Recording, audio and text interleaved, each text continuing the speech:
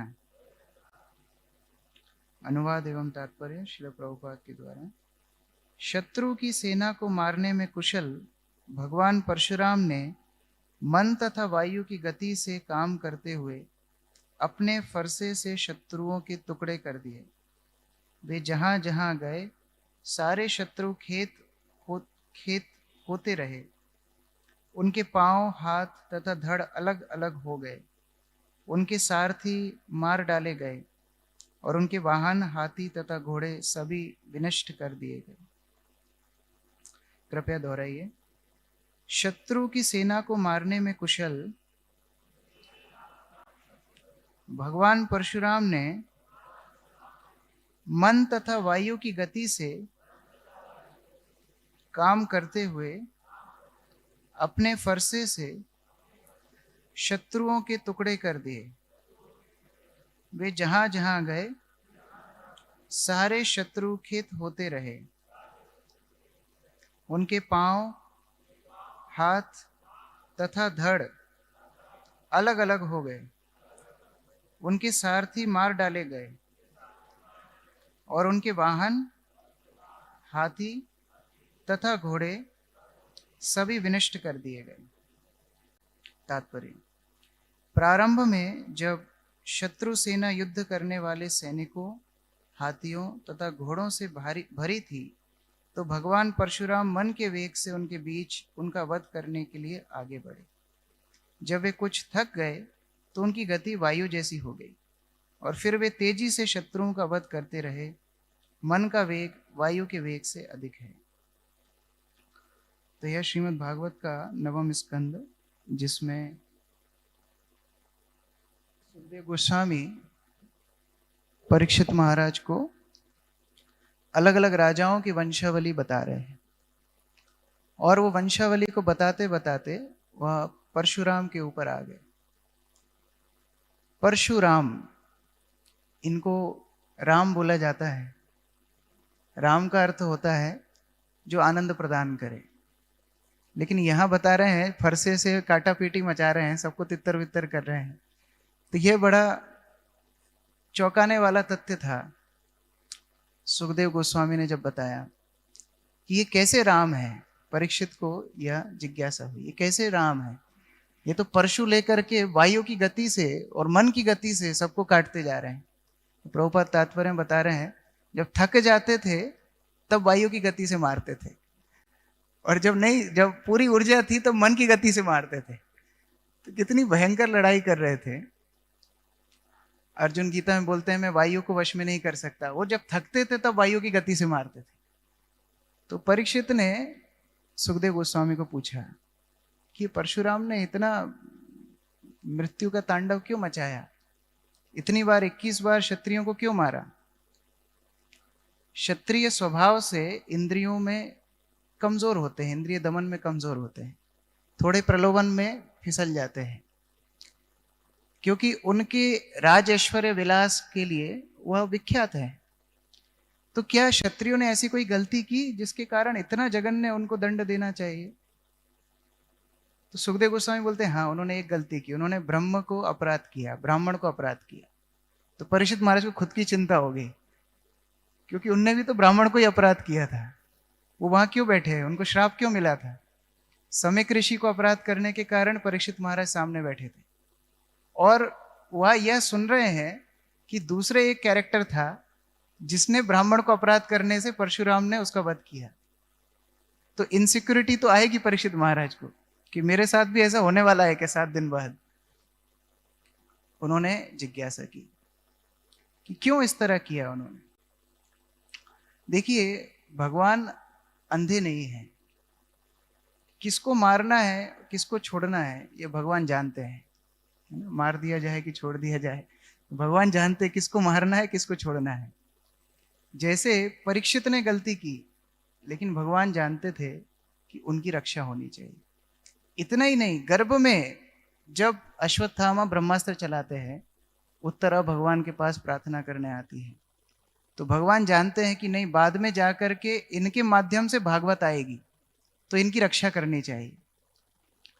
लेकिन यहां कर्तव्य वीर अर्जुन का इस तरह रोल नहीं था। भगवान उनको मार के शिक्षा देना चाहते हैं।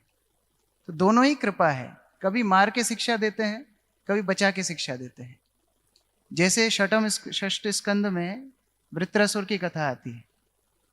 वृत्रासुर को भगवान ने मार के शिक्षा दी कि आप जब युद्ध में हार जाएंगे, पूर्ण रूप से शुद्ध हो जाएंगे, मेरे धाम को आएंगे। और परीक्षित को बचा करके, पांडवों को बचा करके शिक्षा दी। तो बाद में कुंती महारानी बोलती हैं, आपने हमको विष से बचाया, इससे बचाया, उससे बचाया, अलग अलग। इसी प्रकार भगवान कभी धन देते हैं, कभी धन हर लेते हैं, दोनों तरह से कृपा करते हैं। जैसे बलि महाराज का सब कुछ ले लिया, बेचारा उसने संकल्प किया कि हाँ मैं 3 पग भूमि दूंगा। अब भगवान ने अपना नैनो टेक्नोलॉजी से इतना बड़े जाइगेंटिक टेक्नोलॉजी में आ गए, बड़े बन गए, 2 पग में सब कुछ नाप लिया। और फिर भगवान बलि को पाश में बांध लेते हैं, हमने पिछले स्कंद में पढ़ा है, पाश में बांध लेते हैं और बोलते तुमको दंड दूंगा अगर तुम तीसरा पग नहीं दोगे तो। यह सुन के ब्रह्मा जी नीचे आ जाते हैं वकालत करने के लिए। ब्रह्मा जी बोलते हैं ये क्या बात हो रही है, आपने छल किया है और दंड इनको दे रहे हैं। भगवान भी सोचने लगे हमारी ब्रह्म माधव संप्रदाय हिलडुल रही है, इनको थोड़ा बचाना पड़ेगा हमको। ब्रह्मा जी कंफ्यूज हो रहे हैं। तो भगवान ने फिर ब्रह्मा जी को बताया, देखो मैं अपने भक्तों को कभी कृपा में धन देता हूं, कभी धन ले भी लेता हूं।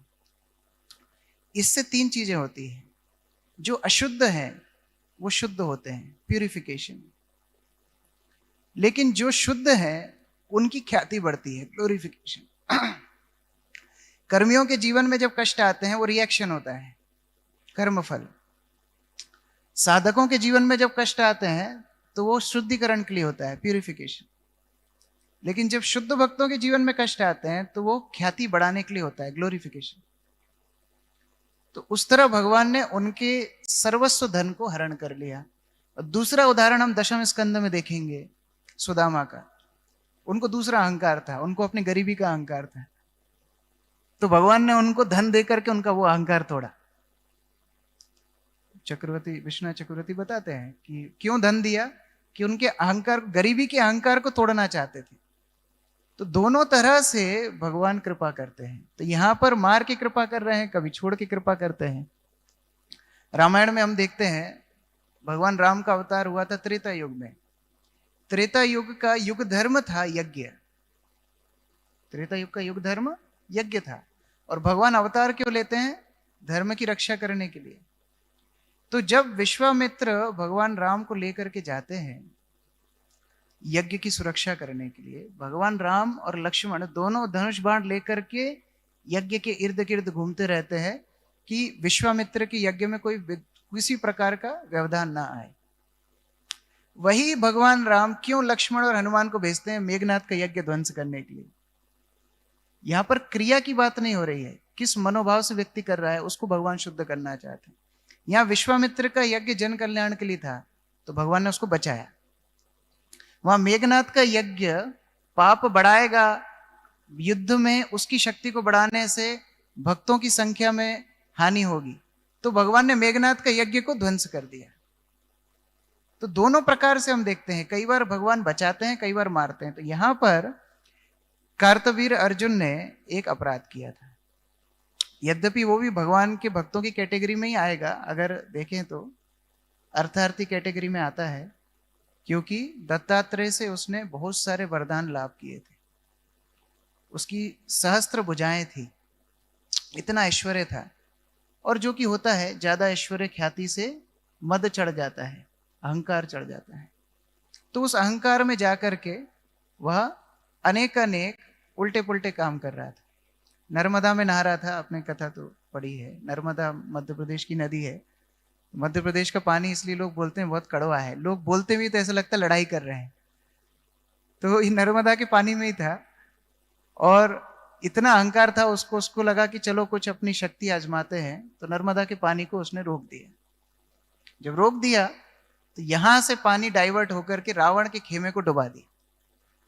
अब जब 2 अहंकारी लोग मिलते हैं तो क्या होता है? स्पर्धा हो जाती है। रावण अपने खेमे में सोच रहा था हम सबसे बड़े हैं, कार्तवीर अर्जुन सोच रहा था हम सबसे बड़े हैं। दोनों के बीच में स्पर्धा होगी। तो कई बार हमको लगता है कि क्यों हमारे जीवन में अनर्थ उबाल फूट मारते हैं। ये जो बड़े बड़े, जिन्होंने बड़ी बड़ी ख्यातियां प्राप्त की हैं, बड़ी बड़ी शक्तियां प्राप्त की है, अभी क्या दिक्कत थी? रावण के खेमे पानी चला गया, दूसरी जगह खेमा लगा सकता था, या इसको भी क्या जरूरत थी पानी रोकने की? इसमें कोई शक्ति का बड़ा प्रदर्शन नहीं था। लेकिन क्या होता है, जब जीवात्मा भगवान से दूर होता है तो उसके हृदय में एक वैक्यूम क्रिएट होता है। वैक्यूम हिंदी में क्या बोले? एक खालीपन, एक खालीपन पैदा होता है। और जितना दीर्घ समय तक वो भौतिक संसार में रहता है, वो खालीपन बढ़ता जाता है। अब उस खालीपन को भरने के लिए वो इधर उधर प्रयास करता है। मैं शक्ति अर्जित कर लूं, मैं नाम ख्याति अर्जित कर लूं, मैं लोगों का दासत्व अर्जित कर लूं, और इसमें जाकर के व्यक्ति अपने खालीपन को भरने का प्रयास करता है। लेकिन उसका खालीपन और बढ़ता जाता है। हिंदी में कहावत है ना, खिसियानी बिल्ली खंबा नोचे। तो उसी प्रकार से फिर ये आपस में लड़ने लगते हैं। जैसे दो भूखे बच्चे हो, वो क्या करेंगे? आपस में लड़ाई करने लगेंगे, एक दूसरे खिलौना तोड़ने लगेंगे, एक दूसरे को मारने लगेंगे, नोचने लगेंगे। समस्या खिलौना नहीं है, समस्या क्या है? भूख है। जब दोनों को माता खाना खिला देगी, दोनों चुपचाप सो जाएंगे। लेकिन लड़ाई क्यों कर रहे हैं अभी? क्योंकि उनको भूख लग रही है। उसी प्रकार जीवात्मा कृष्ण की सेवा के लिए भूखी है, वह खालीपन उसके हृदय में है। तो चाहे वो सहस्त्र बाहु हो, चाहे रावण जैसे 10-10 सिर हो, उनके पास तो विलक्षण उपलब्धियां थी, आपस में लड़ने लगे। और हुआ क्या?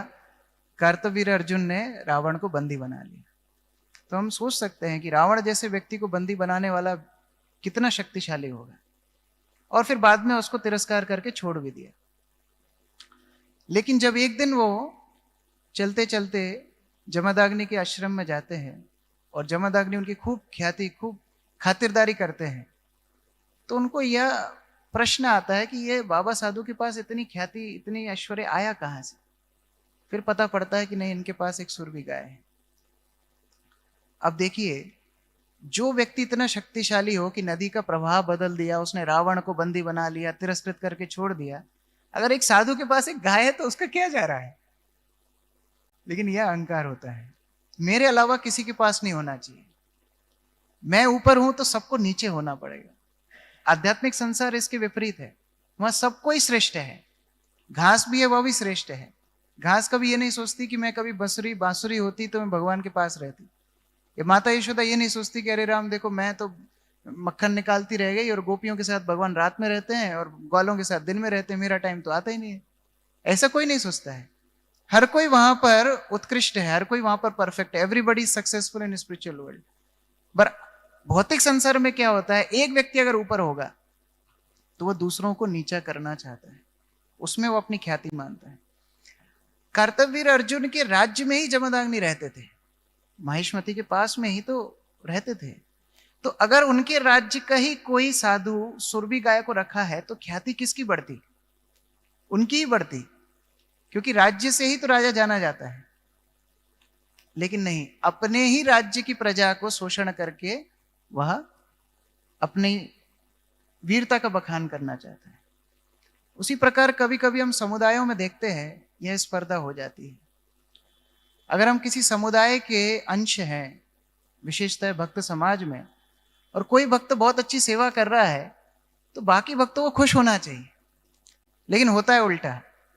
अनर्थों के कारण हम सोचते हैं हम इनको पीछे खींचेंगे। यह भौतिक मानसिकता का लक्षण है। ये भौतिक मानसिकता है।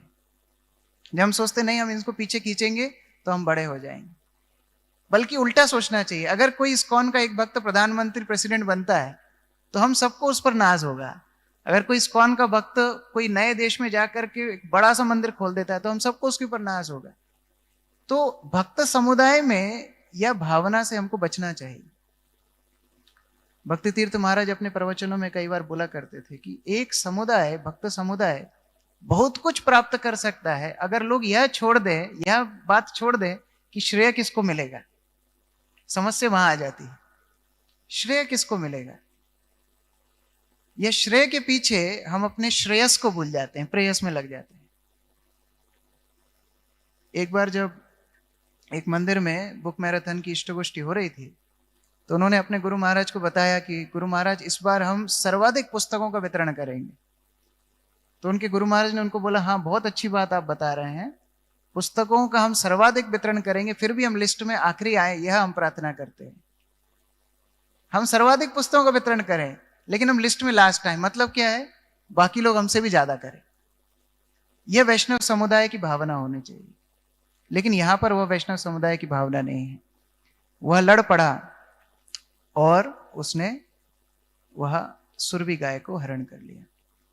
जब इस प्रकार हुआ और व्याकुल अवस्था में जमदग्नि बैठे हुए थे, परशुराम आए, परशुराम ने वह स्थिति देखी तो उनका तो परशु रेडी रहता था, तो उन्होंने आक्रमण बोल दिया कार्तवीर अर्जुन के ऊपर। अब कार्तवीर अर्जुन की भी मूर्खता देखिए, जो परशुराम से हर व्यक्ति डरते थे, उनको देख करके उसने क्या किया, कितनी अक्षौणी थी, 17, हाँ 30 अक्षौणी, 21 तोपों की सलामी देनी चाहिए ऐसे व्यक्ति को। हरे कृष्ण। श्री श्री राधा मदन मोहन कृष्ण बलराम गौर निताय की, जगन्नाथ बलदेव सुभद्रा महारानी की, प्रहलाद नरसिंहदेव भगवान की, श्रील प्रभुपाद की। तो जिस व्यक्ति को तोपों से सलामी देनी चाहिए, उसके पीछे 21 अक्षौणी सेना भेज दी। इसको बोलते मूर्खता। जब भगवान हिरण्यकश्यपु से युद्ध कर रहे थे नरसिंहदेव, तो इतना भयंकर युद्ध चल रहा था, देवता खुश तो थे कि भगवान ने अवतार ले लिया, अभी हिरण्यकश्यप के चंगुल से हम मुक्त हो जाएंगे।